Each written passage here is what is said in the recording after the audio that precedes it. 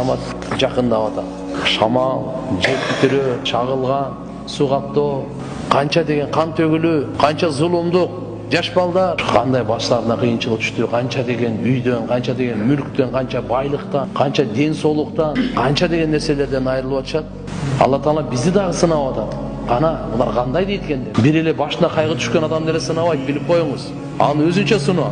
Сизди дагы сынайт Алла Таала. Сиздин көз карашыңыз кандай? Кош көңүлсүзбү? Же боору керсизби? Колуңуздан келген эмне күчүңүз бар? Бир сомуңуз барбы? Кийимиңиз барбы? Бир наныңыз барбы? Бир жакшы сөзүңүз барбы? Бул мусибатты Алла албаса эч ким колунан келбейт. Сууну чыгара турган болсо сууну кое берсе, ким аны бир нерсе кылат? Пенде алсыз.